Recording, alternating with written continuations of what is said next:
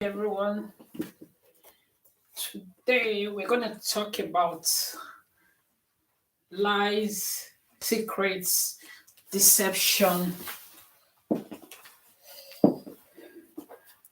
and of course, just lies in relationship. Have you ever been in a relationship with somebody and you thought you actually knew this person, and then all you got at the end of the day was lies, lies, and lies, deception, deception, deception, deception. This is what exactly happened to Ken. Um, Ken was in his 40s, in his late 40s. He was a city banker doing very well. School that abroad had returned back and got this fantastic job and was doing very well. So it was his mother's greatest desire for him to be married. She felt she needed to carry to see his her grandchildren. So there was this pressure. Anytime Ken came around was, when are you going to get married? When are you bringing the woman home? When are you bringing her home? So lo and behold, on a trip to Abuja, attending a friend's wedding, Ken met with Nelo. I think they share a mutual friend. I think she was invited by the friend also to the wedding, and it was at a buffet table. They got talking, and they just saw that somehow they clicked and they exchanged numbers. Ken was so happy, like for the first time, he was so excited, like something in him actually told him that, this is the woman. Sorry, I had to talk this in. I brought it out. Fashion police, pardon me. Sometimes you can't get it right completely. Anyway, so Ken, um, well, the relationship continued. They exchanged numbers. They started chatting, and yeah, and then before you knew it, they started talking marriage. And then Ken was not based in Abuja; he was based in Port Harcourt. So arrangements about the wedding started taking place. Everybody was busy. Everybody was so excited. Ken, the old bachelor, getting married. Who is this lucky lady and everything? Anyway, long story short, they finally got married. The day came, they got married. Everybody was so happy. But there was a problem. Nelo did not want to move from Abuja to Port Harcourt. So she didn't want to relocate. She kept on using her job to give all kinds of excuse. Oh, she wouldn't want to relocate. They couldn't find her. She wouldn't be able to get that kind of job. She's been working there for so long. She needed to be able to get um, all the benefits that are accrued over the years. I haven't worked there over the year for such a long time, and all of that. And Ken understood, obviously, agreed that they'll be alternating it. But he goes once in a while. He goes over to Abuja, and then she comes over to Port Harcourt to to spend time with him and all of that. Um, there was another thing that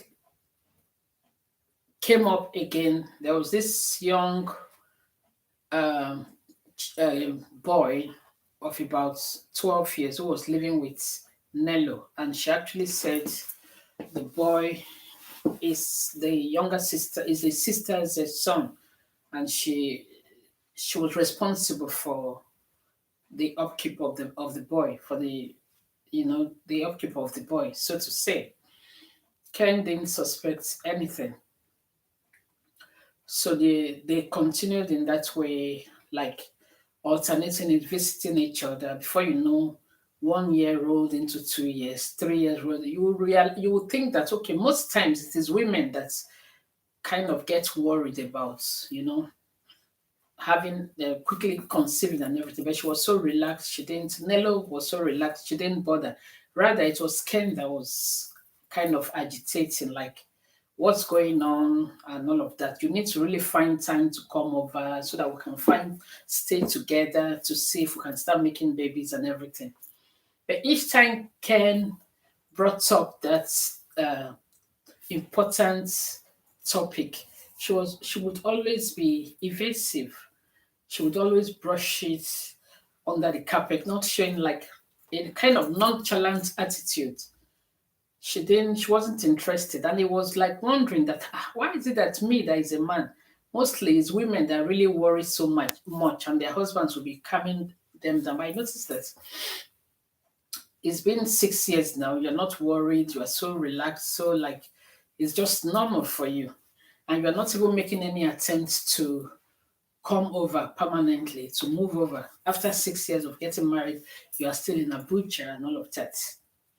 So at a point, at some time in the relationship, her younger sister, Nelo's younger sister, got a job in Port Harcourt. And so it was another good idea. So she was now living with Ken. So she would cook for Ken, she would take care of the home, do the shopping and everything.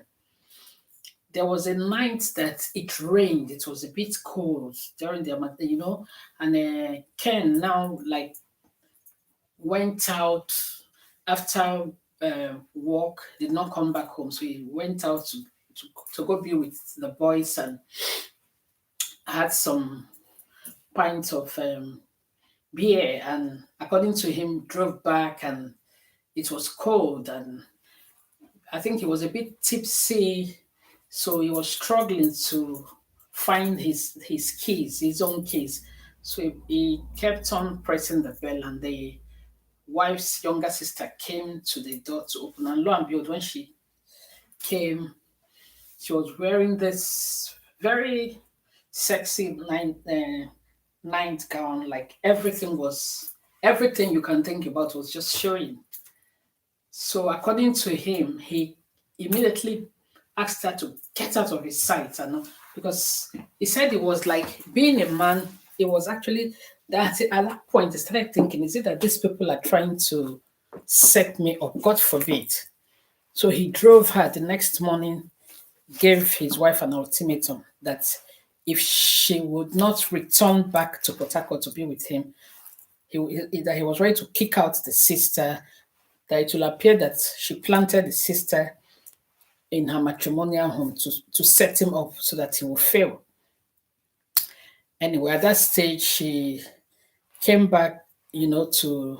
The thing is, each time they booked a doctor's appointment to go see the doctor to actually find out what was wrong, midway through as they're driving, it's either she will find one reason to say, oh, she has forgotten something, let them go back, or that, oh, the traffic is too much, she can't wait in the traffic, she's so tired, let them go back. So one way or the other, she was always looking for a way to avoid any hospital appointment. So at that point, Ken started becoming suspicious that what exactly is wrong, that he had never seen this kind of a thing. But his mom kept on encouraging him to say, oh, it's God that gives children. Don't put her under pressure. Don't worry, don't be suspicious. She's going to be fine. She's going to have children. 6 years is not too long a time and everything. But he insisted that even if 6 years was not long enough, at least if he, as a man, is making moves for them to see a doctor, she should be willing. She should also desire to, bear him a child. But by no means, she's not showing any interest at all. And that kind of, you know, was a point of concern, serious concern for him. Anyway, lo and behold, they managed to now get in touch with them, attend the doctor's office.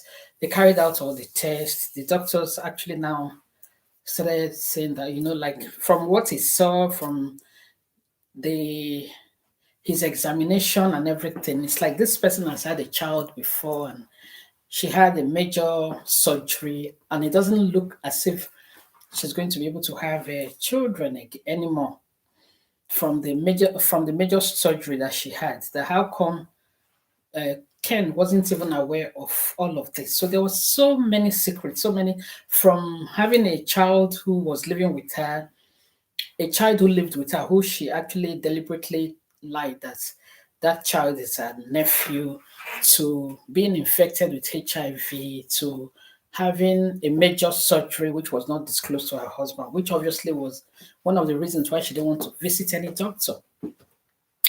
Anyway, so this lies and deception continued until you know Ken took ill. So he took ill and was diagnosed with HIV because he was losing a lot of weight at first. You know how it is in Africa. They felt that maybe it was something spiritual. They were taking him from one church to the other, praying, praying, praying. But finally, when they went to carry out all the tests and everything, it came out positive that he was HIV positive. And he knew he wasn't, he was faithful to his wife.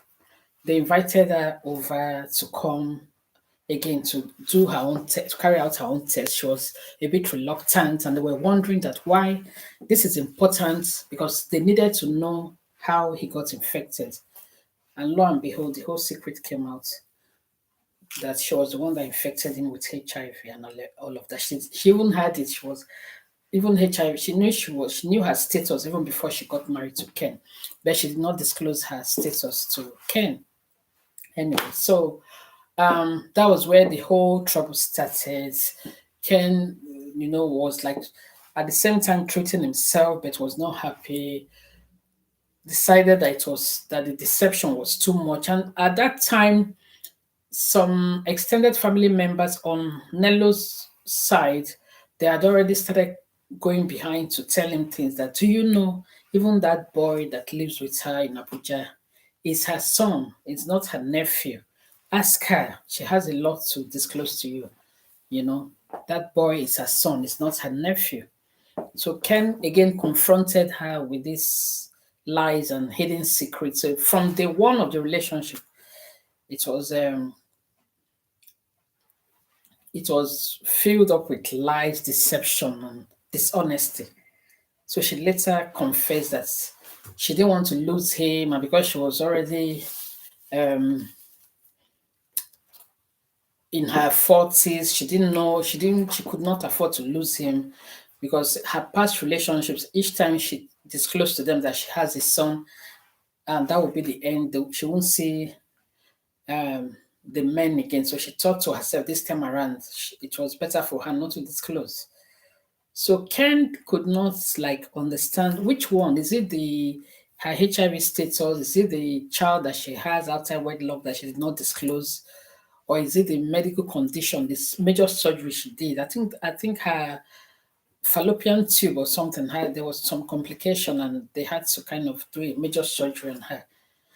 And there was, except of course, according to what the medical report, except there was a miracle, it was actually going to be difficult for her to conceive. And she knew all of this. None of that was disclosed to Ken from the beginning. So Ken now said to her, okay, it's time after some time that, we needed to go home to see your people, but go ahead of me. I'll come and then we'll have a meeting. And then he took her with all her stuff, dropped her. I think it's part of the Igbo culture, dropped her at her family home and told them that he was coming back and he never did. So whilst all of this was going on, he became very, very unwell, so was concentrating more on his illness, could not actually take care of himself anymore, so needed help from extended family members. So behind him, she came back to Port Harcourt, got a lorry load of like a van and cleared the whole house, everything in the house, cleared it, emptied the whole house, took everything, claimed that everything belonged to her. that she furnished the whole house. Ken was more interested in his health because his health was gradually deteriorating and all of that. His business, everything was had grounded down, and it was difficult. Unfortunately, he lost the battle. He lost the battle. He died. You see, so a very sad, a very very sad story. A very very sad story. Again, this is why when uh, couples are in a relationship, it is important. One of the lessons we should learn from Ken and Nelo's stories that there should be no secrets during courtship. Courtship is the time to actually ask questions. It's not the time to get carried away by a woman's beauty or by a woman's wealth. Ask questions. Ask questions, not only from the person you are in the relationship with, even people around, from their cousins, their sisters, their brothers, cousins, friends. If a man or a woman says to you, "Oh, you see that my cousin or you see that my friend," avoid that person. Know that there's something wrong. There's something they are hiding that that person knows. Go behind and befriend that person.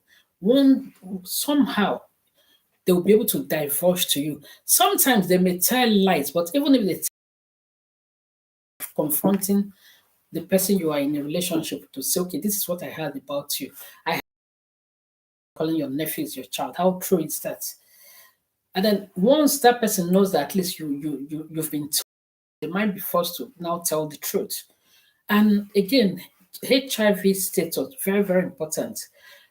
Some churches, like when during premarital classes, also they make it a point of duty to make sure that couples before their wedding they carry out HIV test, and they carry out also their genotype test to find out their blood group and to find out whether they are AA or AS, again because of the issues of sickle cell. Because you realize that when a man and a woman they are AS, there's a likelihood and a possibility that they may now have if they have three children, maybe two might be SS and one may be a carrier. So it is always important, especially if one of the couples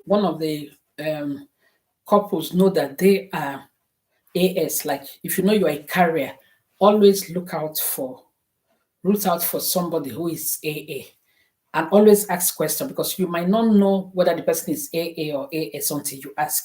So ask questions so that at the beginning of the relationship, if you are AS and the person now tells you that he or she is AS, you just cut off the relationship because obviously you know there's no point bringing children into the world where you now start running helter skelter and then seeing that it's the decision that you made that is causing that child to suffer, especially when they have the crisis, you have to take them to hospital and everything, So it's always better to ask to carry out medical reports, medical examination, like trying to know the genotype, trying to know the blood group, trying to know the HIV status.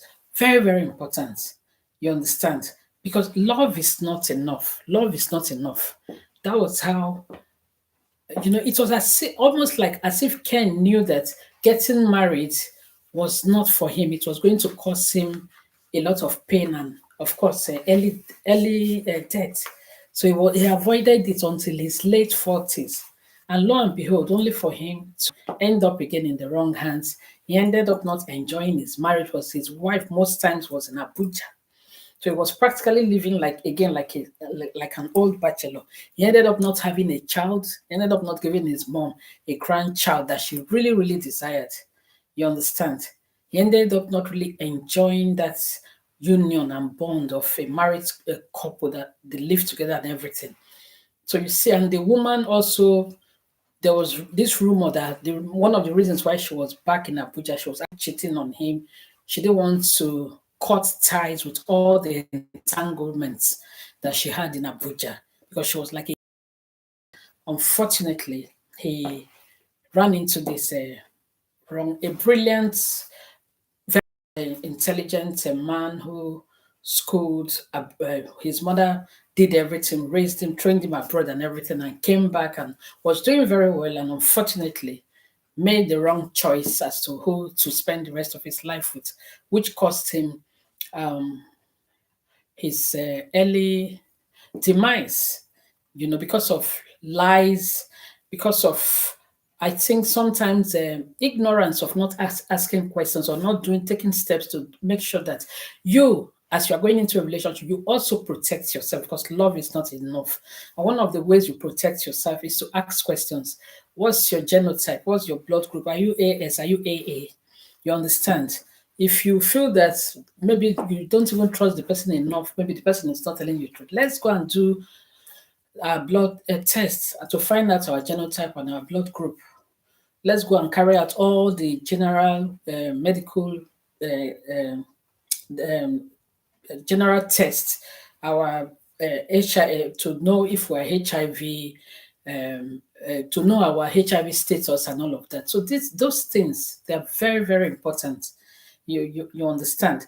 So because it will appear that even the woman, even she knew that she had the thing, she was on medication, but because Ken did not know, because she did not tell him, so even when he took ill, he didn't know what it was. He was busy, you know, thinking that it was a spiritual attack, because he was just losing weight, drastically. So he thought that it was a spiritual attack.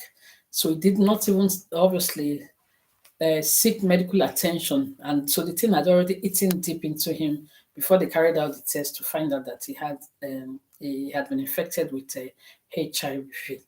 So one of the lessons of life that we learned from this is, to ask questions during courtship, and also to be as transparent as possible when we are in a new relationship.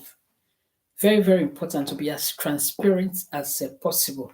You realize that even as a HIV carrier, there are it's not like before. So there are medications that can sustain the HIV carriers that would obviously help them to live longer. In fact, that normally they will even say that even people that are diagnosed, that are HIV positive, they live longer than some people who are diagnosed with cancer. Because cancer, they will just say to you, the person has 3 months to live or 2 months to live. But in this case, they can live, as far as it's not full blown AIDS. Once they are taking their medication, they can live as long as possible. So there's no need hiding it. And what it is also known that there are organizations and even websites, dating websites, that where people who are HIV positive, they can actually go to find their kind, rather than having to date a person who is not HIV positive, and then you have to take all the precaution, the embarrassment, or the fear or the apprehension. So it's even better to go on those websites to date people who already are HIV positive. That way it's safer. I was talking to somebody who is HIV positive the other time, and she said she would never ever hide it. That anytime she is in a new relationship, she always tries to disclose her HIV status. And anytime she discloses, she finds out that they never come back. They never come back, and they never pick up her phones again. But she kept on. So one day she met this guy, and then she quickly told him that, this is her status, but they will need to see her doctor so that he can speak to the two of them as to how they can manage it, that it's manageable. So the guy said, "Oh, why not?" The guy is British, so it's an English guy. So followed her to the GP, and the GP said, "There's really nothing to fear. As far as you guys, you protect yourself. You always use your condom. If you are so scared, make it double. If it busts, immediately you come rush to the hospital so you can be treated." So she said, lo and behold, there was this day, like the condom now got bust. So she quickly helped, and they rushed to the hospital and everything. That come and see the way the guy was now treating her as if she had leprosy. He was just behaving as if like she puts a knife through his throat. So she said she was saying to him, "But you, she said to him, but she already, she told him from day one, and he said he did not mind.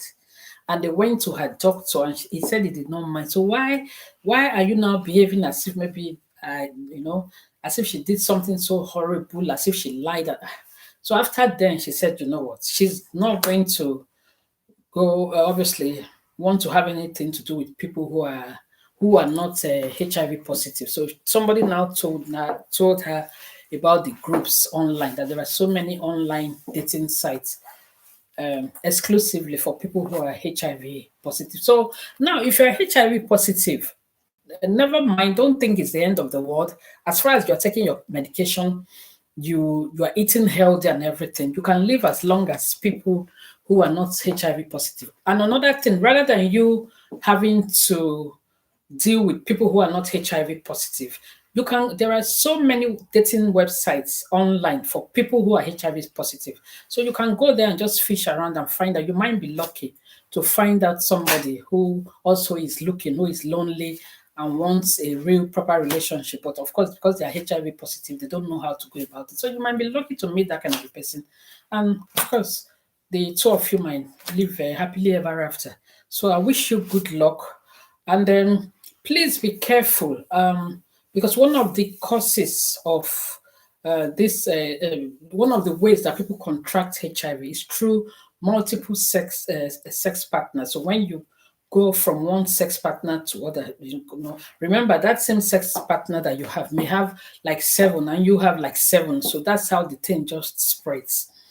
And especially a lot of people sometimes they will say, "Oh, something must kill a man." Oh, that HIV doesn't affect African man, because they will take agbo, they will take